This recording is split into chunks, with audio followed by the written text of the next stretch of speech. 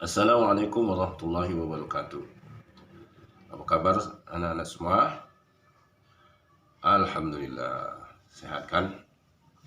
Pada pertemuan kali ini saya tidak bisa hadir tatap muka karena lagi flu, lagi pilek, lagi demam. Jadi semoga materi melalui video ini bisa kamu pelajari sendiri dan nanti di dalamnya ada juga kuis-kuisnya. Kita mulai dengan membacakan Al-Quran, berselawat dan berdoa. Al-Fatihah. A'udzu billahi minasyaitonir rajim. Bismillahirrahmanirrahim. Alhamdulillahi rabbil alamin, arrahmanir rahim, maliki yaumiddin. Iyyaka na'budu wa iyyaka nasta'in. Ihdinas siratal mustaqim. Siratal ladzina an'amta 'alaihim ghairil maghdubi 'alaihim waladdallin. Amin. Allahumma shalli ala sayyidina Muhammad wa ala ali sayyidina Muhammad. Allahumma zidna ilma warzuqna fahma wa amalan salih. Allahumma faqihna fid din wa 'allimna ta'wil. Amin ya rabbal alamin. Nah, sekarang kita beralih kepada slide. Pertemuan kelima, materinya tentang perkembangan proses dan keterampilan kognitif peserta didik. Indikatornya adalah mahasiswa diharapkan dapat menelaah definisi perkembangan proses dan keterampilan kognitif peserta didik. Dan yang kedua, menguraikan karakteristik proses kognitif peserta didik dan keterampilan kognitif peserta didik. Salah satu tujuan pendidikan agama berupa pendidikan akal yang mengarah pada perkembangan inteligensi yang berguna mengarahkan manusia sebagai individu untuk dapat menemukan kebenaran yang sebenar-benarnya. Dalam pendidikan agama bukan hanya memberikan titik tekan pada ingatan, tetapi lebih kepada proses intelektualitas dan proses pemahaman. Inteligensi sama intelektual sama ya, atau yang disebut juga dengan kognitif, atau yang disebut juga dengan kecerdasan intelektual, kecerdasan berpikir, kecerdasan akademik, itu semuanya sama. Jadi itu yang dimaksud dengan perkembangan proses atau yang disebut dengan perkembangan kognitif, perkembangan intelektual. Kita lanjut. Oleh karena itu, dalam modul kali ini akan dibahas mengenai proses inteligensi atau proses kognitif yang dialami peserta didik, termasuk penekanan pada pemikiran tingkat tinggi. Kita ambil salah satu pendapat dari psikolog yaitu Faizat, bahwa perkembangan kognitif seorang anak terjadi secara bertahap.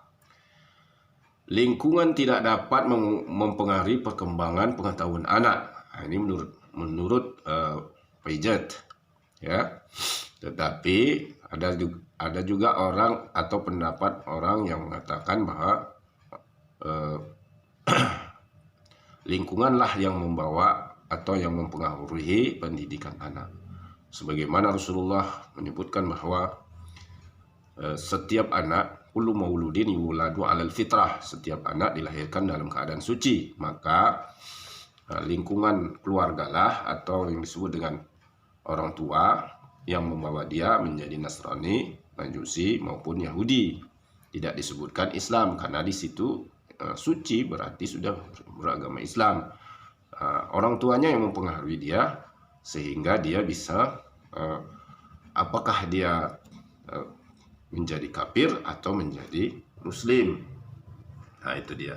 Jadi kalau teori dalam Islam bahwa seorang itu dipengaruhi oleh lingkungannya, terutama lingkungan keluarga, karena dia hidup di keluarga dari sejak lahir sampai nanti dia sudah beranjak sekolah. Nah, kita teruskan pendapat Faizat. Seorang anak tidak dapat menerima pengetahuan secara langsung dan tidak bisa langsung menggunakan pengetahuan tersebut, tetapi pengetahuan akan didapat secara bertahap dengan cara belajar secara aktif. Di lingkungan sekolah, Faizat membagi tahap perkembangan kognitif menjadi 4, yaitu pertama tahap sensorik motorik. Ini rentang usianya 0 sampai 2 tahun. Tahap ini juga disebut masa discriminating dan labeling.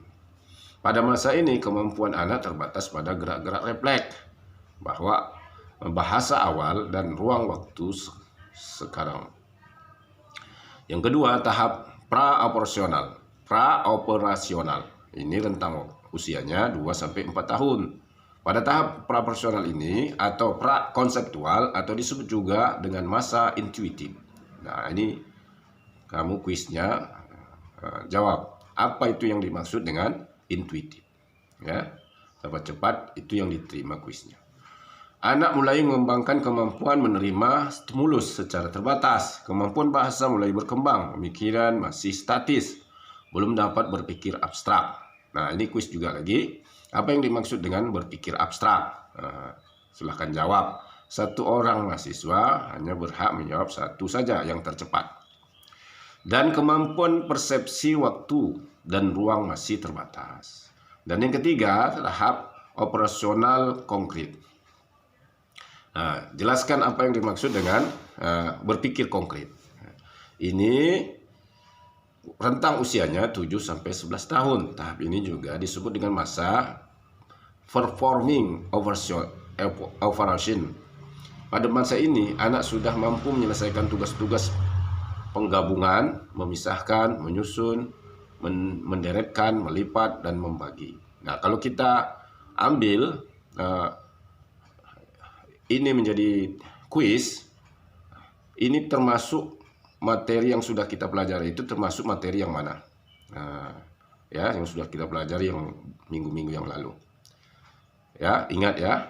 Pertama itu menggabungkan, memisahkan, menyusun, menderetkan, melipat, dan membagi. Lalu yang keempat, tahap operasional formal. Atau yang disebut dengan berpikir formal. Apa yang dimaksud dengan berpikir formal? Ini juga kuis. Ini rentang usianya 11-15 tahun. Tahap ini juga disebut dengan proportional thinking. Ya. Proportional thinking. Ya. Pada masa ini, anak sudah mampu berpikir tingkat tinggi, seperti berpikir secara deduktif. Ini juga kuis.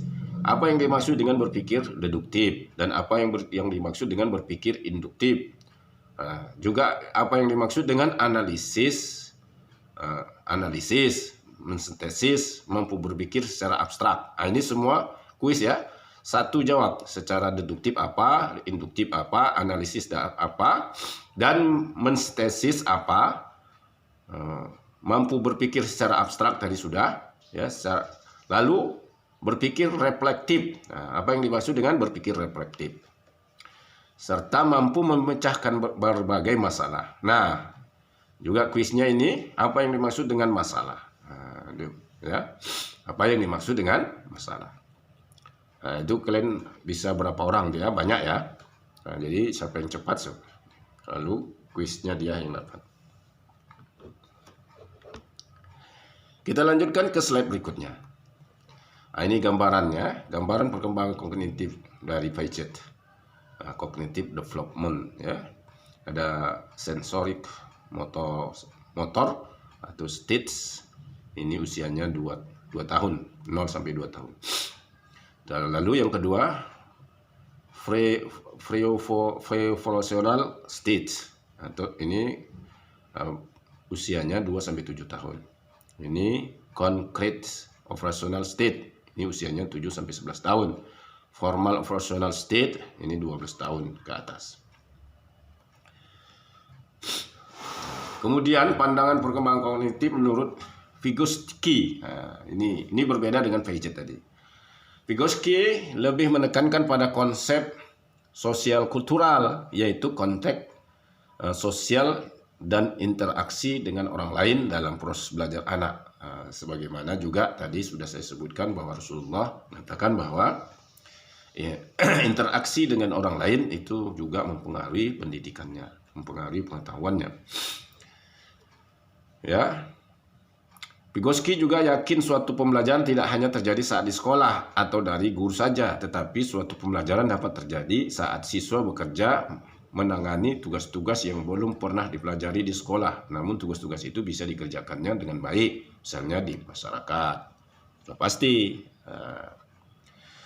Dari beberapa pengertian di atas dapat disimpulkan dan dapat dipahami bahwa kognitif atau pemikiran adalah istilah yang digunakan oleh ahli psikologi untuk menjelaskan. Nah, inilah kira-kira rumusannya atau kesimpulannya. Semua aktivitas mental yang berhubungan dengan persepsi, pikiran, ingatan, pengolahan informasi yang memungkinkan seseorang memperoleh pengetahuan, memecahkan masalah, merencanakan masa depan, atau semua proses psikologis yang berkaitan bagaimana individu mempelajari, memperhatikan, mengamati, membayangkan, memperkirakan, menilai, dan memikirkan lingkungannya. Lalu, perkembangan proses kognitif dapat dikaji dengan menggunakan pendekatan sistem pemrosesan informasi sebagai alternatif terhadap teori kognitif Piaget. Para pakar psikolog, pemrosesan informasi lebih menekankan pentingnya proses-proses kognitif atau menganalisis perkembangan keterampilan kognitif seperti perhatian memori, metakognisi, dan strategi kognitif. Nah, ini kuis juga. Apa yang dimaksud dengan metakognisi dan strategi kognitif? Nah, ini 2 orang kuisnya ya, 2 orang. Teori pemrosesan informasi ini setidaknya didasarkan atas 3 asumsi umum. Ya. Yang pertama, pikiran dipandang sebagai suatu sistem penyimpanan pengambilan informasi. Ya, yang kemarin sudah kita bahas tentang ada penyimpanan jangka panjang atau yang disebut dengan long time memory. Ada juga penyimpanan tingkat pendek atau yang disebut dengan short time memory. Nah, itu dia. B. Individu-individu memproses informasi dari lingkungan. C. Terdapat keterbatasan pada kapasitas untuk memproses informasi dari seorang individu. Jelas, ini sesuai dengan kapasitasnya anak. Jadi setiap orang mempunyai kapasitas masing-masing. Tidak semua anak kapasitasnya sama. Karena setiap anak itu membawa kecerdasan bawaan dari lahir yang diturunkan dari orang tuanya juga, dan dikembangkan melalui proses belajar di rumah, di sekolah, maupun di masyarakat atau di alam sekitar. Jadi itu punya kapasitas masing-masing, tergantung dari mana dia dilahirkan, di mana dia sekolah, dan bagaimana dia merespon informasi itu atau mengutip mengamati semua informasi yang ada di lingkungannya, baik itu lingkungan sekolah, lingkungan keluarga, lingkungan masyarakat, bahkan di alam terbuka. Kita lanjut, berdasarkan pada asumsi-asumsi di atas, dapat dipahami bahwa teori pemrosesan informasi lebih menekankan bagaimana individu memproses informasi tentang dunia mereka, bagaimana informasi masuk ke dalam pikiran, bagaimana informasi disimpan dan disebarkan, dan bagaimana informasi diambil kembali untuk melaksanakan aktivitas-aktivitas yang kompleks seperti memecahkan masalah dan berpikir. Salah satu aspek perkembangan kognitif yang sangat penting bagi proses belajar peserta didik di sekolah yaitu keterampilan kognitif, yaitu suatu kemampuan menata dan menggunakan pikiran dalam mengolah informasi baik dalam belajar maupun tidak.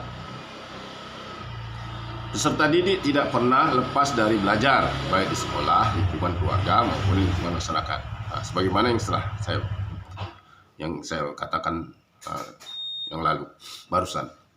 Kemampuan keterampilan kognitif sangat diperlukan peserta didik. Perkembangan keterampilan kognitif merupakan salah satu aspek yang sangat penting dalam perkembangan peserta didik. Kita ketahui bahwa peserta didik merupakan objek yang berkaitan langsung dengan proses pembelajaran, sehingga perkembangan keterampilan kognitif sangat menentukan keberhasilan peserta didik dalam sekolah. Perkembangan keterampilan kognitif meliputi kemampuan metakognisi. Nah, tadi sudah ditanyakan kuisnya apa yang dimaksud dengan metakognisi. Strategi kognitif, gaya kognitif, dan pemikiran kritis. Nah, tadi juga sudah dipertanyakan. Kita lanjut kepada karakteristik kemampuan proses dan keterampilan kognitif peserta didik. Sebagaimana Sebagaimana pembahasan sebelumnya telah dipahami bahwa proses kognitif dapat diterangkan dengan pendekatan sistem pemrosesan informasi. Inti dari pendekatan pemrosesan informasi ini adalah proses memberi dan proses berpikir. Menurut pendekatan ini, anak-anak secara bertahap mengembangkan kapasitas untuk memproses informasi.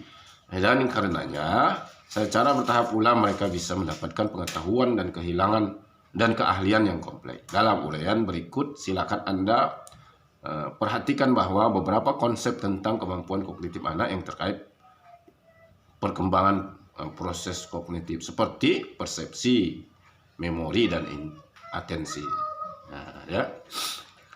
Persepsi itu adalah pandangan atau pendapat dari seseorang kepada sesuatu objek. Sedangkan memori itu adalah tempat penyimpanan informasi. Sedangkan atensi itu adalah perhatian kita. Sebagaimana perhatian kita kepada pelajaran ini. Apa yang dimaksud dengan persepsi? Nah, inilah dia. Istilah persepsi berasal dari bahasa Inggris atau perception yang diambil dari bahasa Latin perception yang berarti menerima atau mengambil. Dalam Kamus Inggris Indonesia, kata perception diartikan dengan penglihatan atau tanggapan. Nah, menurut Eccles Sadley, menurut Levy, perception adalah artian sempit adalah penglihatan, yaitu bagaimana cara seseorang melihat sesuatu, sedangkan dalam arti luas, persepsi adalah pandangan, yaitu bagaimana seseorang memandang atau mengartikan sesuatu. Nah, ini pendapat Chaplin. Mengartikan persepsi sebagai proses pengetahuan atau mengenali objek yang terjadi, kejadian objek dengan bantuan indera. Dari beberapa pengertian di atas dapat dipahami bahwa persepsi adalah suatu proses penggunaan pengetahuan yang telah dimiliki untuk memperoleh dan menginterpersepsi stimulus atau rangsangan yang diterima oleh sistem alat indera manusia. Meskipun persepsi bergantung pada indera manusia, proses kognitif yang ada pada diri manusia akan memungkinkan terjadinya proses penyaringan, perubahan atau modifikasi dari stimulus yang ada. Persepsi adalah proses kognitif yang kompleks untuk menghasilkan suatu gambaran yang unik tentang realita yang barangkali sangat berbeda dengan kenyataan sesungguhnya. Persepsi meliputi suatu interaksi rumit yang melibatkan setidaknya 3 komponen utama, yaitu seleksi, penyusunan, dan penafsiran. Ya, tadi itu. Nah, inilah 3 tahap tadi ya. Ada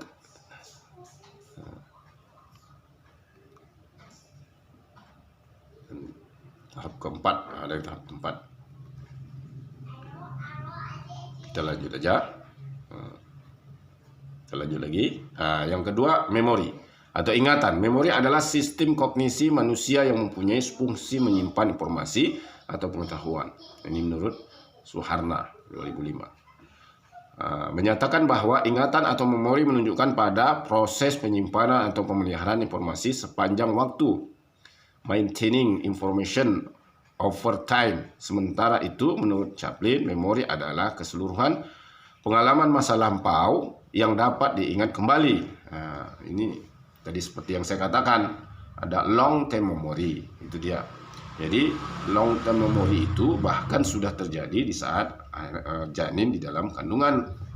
Kalau kita suka mengajak berbicara anak janin di dalam kandungan itu, makanya seorang ayah harus dia mengajak anaknya berbicara sejak dia masih dalam kandungan.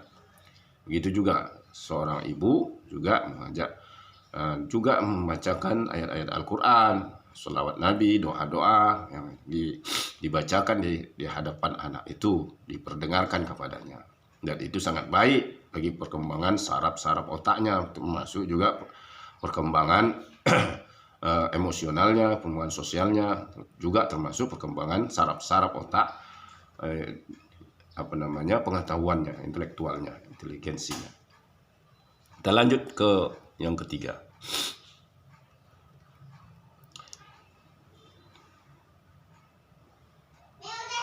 Ini atensi atau perhatian. Atensi merupakan sebuah konsep multidimensional yang digunakan untuk menggambarkan perbedaan ciri-ciri dan cara-cara merespon dalam sistem kognitif. Parkin.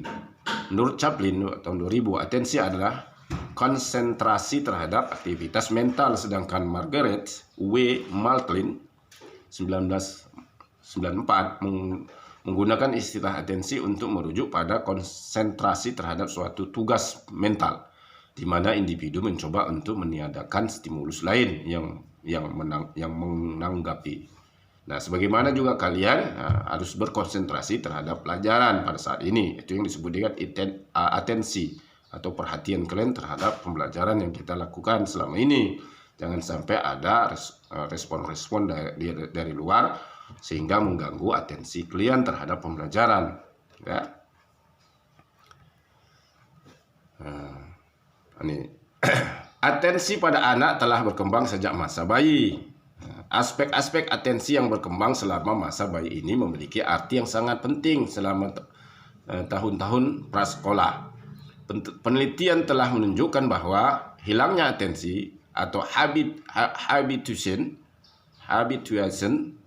yang pulihnya atensi atau dishabituation jika diukur pada 6 bulan pertama masa bayi berkaitan dengan tingginya kecerdasan pada tahun-tahun prasekolah.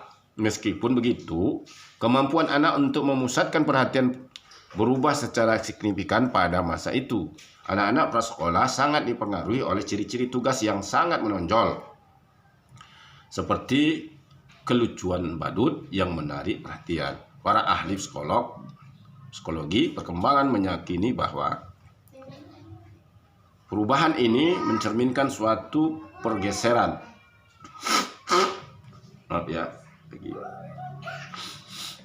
Pengendalian kognitif perhatian sehingga anak-anak bertindak kurang impulsif.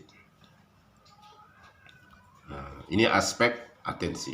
Ada reseptor, ini sudah kita pelajari yang lalu, ya. Ada postural, ada musculation, ada central nervous, ada juga inclinasis planners, ya. Kita lanjut, macam-macam atensi, ya, macam-macam perhatian.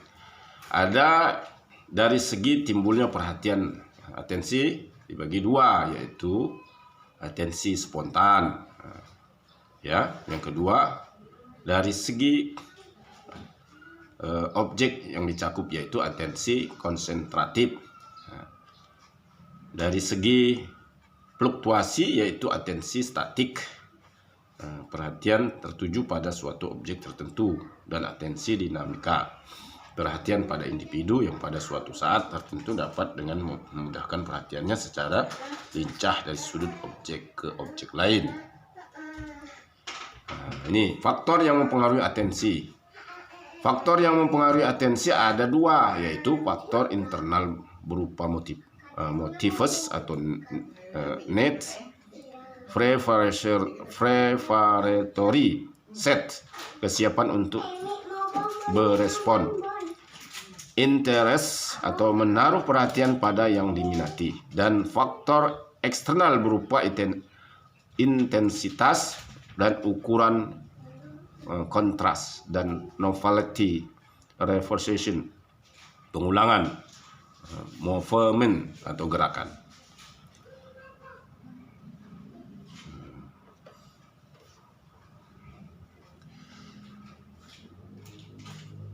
Yang B, sekarang materi yang kedua, komponen keterampilan kognitif serta anak didik.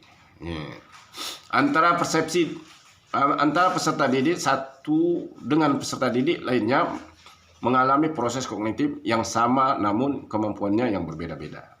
Itu. Begitu pula dengan keterampilan kognitifnya. Itulah salah satu yang menyebabkan tiap peserta didik memiliki kemampuan yang berbeda-beda terhadap beragam kecenderungan kemampuan keterampilan kognitif peserta didik, yakni metakognisi, strategi kognitif, gaya kognitif, dan pemikiran kritis.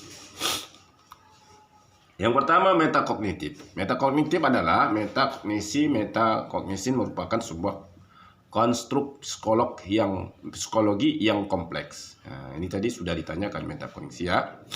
Inilah dia maknanya, maksudnya.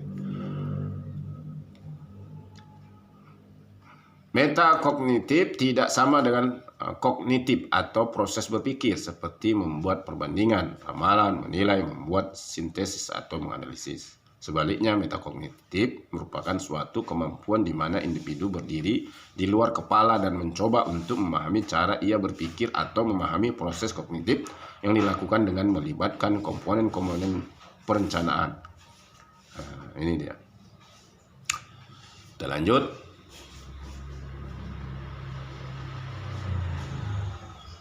Komponen metakognisi terdiri dari pengetahuan metakognisi dan aktivitas kognisi. Pertama, pengetahuan metakognisi meliputi usaha monitoring dan refleksi atau pikiran-pikiran saat ini.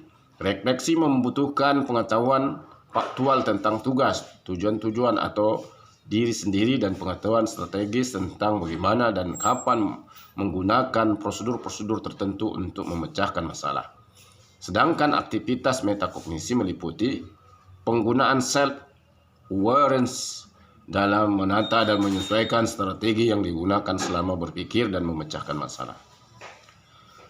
Nah, ini menurut John Flavel, pengetahuan metakognisi. Kita lanjutkan terus.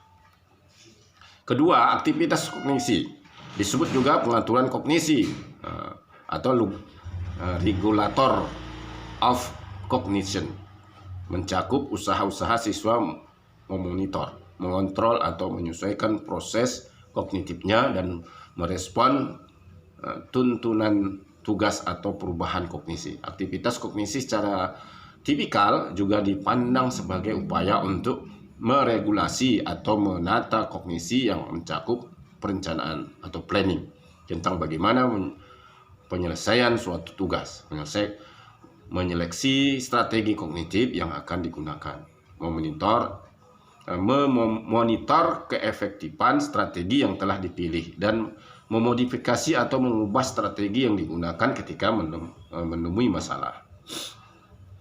Yang kedua, strategi kognitif. Strategi kognitif merupakan salah satu kecakapan aspek kognisi yang penting dikuasai oleh seorang peserta didik dalam belajar atau memecahkan masalah. Nah, ini dia. Kita lanjut lagi terus ya. Ini terdapat berbagai jenis strategi kognitif yang digunakan oleh peserta didik dalam belajar dan memecahkan masalah. Dan yang pertama, checking strategi. Yang kedua, spasial strategi. Ada juga yang ketiga, multiple process. Yang ketiga, gaya kognitif. Gaya kognitif adalah karakteristik individu dalam penggunaan fungsi kognitif, berpikir, mengingat, memecahkan masalah, membuat keputusan, mengorganisasi dan memproses informasi, dan seterusnya.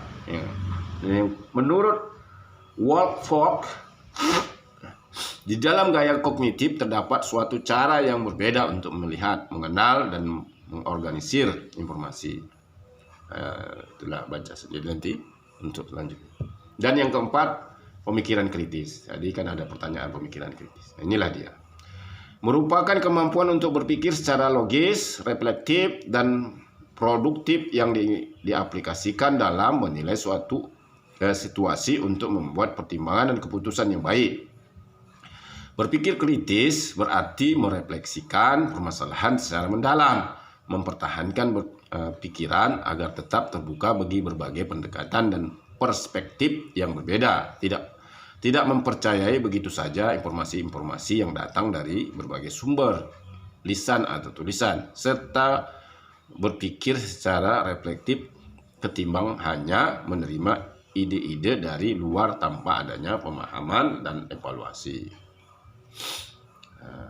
Ini menurut Fraser dan Associates dalam Daci dan Kenny.